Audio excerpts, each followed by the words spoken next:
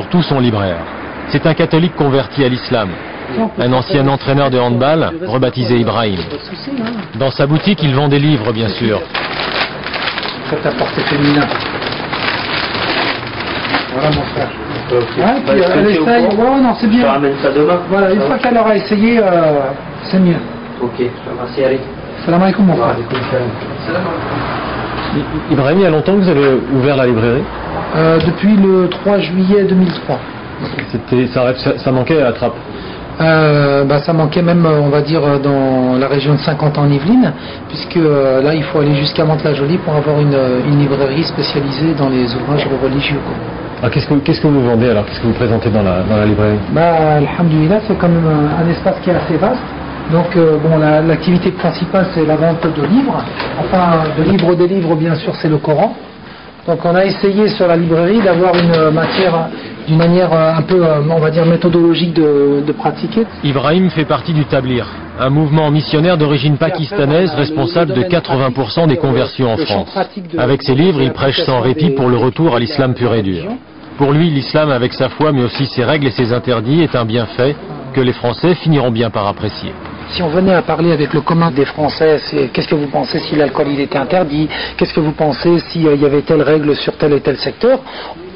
Ça paraîtrait comme quelque chose d'aberrant. On va rétrograder, pour certains ils vont dire au Moyen-Âge, pour d'autres ils vont dire mais c'est du n'importe quoi, parce qu'effectivement ce serait mettre en dehors le contexte de la foi et de la spiritualité qui amène une personne à considérer ce sont des injonctions divines, Dieu nous veut du bien, il nous guide dans le bien, dans le droit chemin, il est la lumière des 7 cieux et des 7 terres, et de sa lumière il veut nous combler de ses bienfaits. Exemple de ce que l'on vient chercher ici, ce jeune homme aimerait convertir à l'islam une de ses collègues de travail. C'est un truc un peu pédagogique. Parce qu'il y a une fille à mon travail, tu vois, pour la prière. Et en plus c'est sympa parce que c'est pédagogique, c'est sur la présentation d'un dialogue. La jeune pose des questions, elle lui répond et tout ça, et c'est interactif, c'est vraiment sympa. C'est bien, c'est propre, c'est papier glacé, tout ça, c'est vraiment sympa. C'est comme si une musulmane, ils osent pas les gens. Ah oui, elle n'est pas musulmane la fille? Elle est de souche musulmane, mais elle n'a pas... Elle n'est pas encore... la force de la foi, elle n'est pas... Et à propos des femmes, Ibrahim connaît à la lettre toutes les réponses du Coran. Quand on aborde un sujet comme tout de suite la lapidation ou la polygamie, c'est pas simplement on aborde des sujets qui sont très très importants, puisqu'on va parler de vie, on va parler de relations entre époux, on va parler de relations familiales, et en 30 secondes, en 20 minutes ou en 2 minutes, on peut en parler comme ça.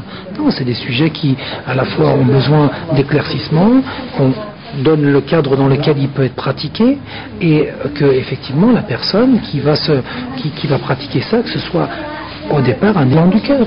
Dieu, il permet la polygamie parce que dans une situation où on sait que le nombre de femmes par rapport au nombre d'hommes elle est double, triple ou quadruple, il est préférable dans une société de savoir que tant de femmes sont mariées avec tant d'hommes, plutôt qu'il y ait des femmes à l'âge de 40 ans ou 45 ans qui soient délaissées par le mari pour qu'ils aillent chercher des petites jeunettes. Donc il est important de comprendre que l'islam, il permet la polygamie, mais il le réglemente, il est légiféré. Un peu plus loin, à 300 mètres de la librairie, toujours le long de la Nationale 10, l'école de théâtre de Papy.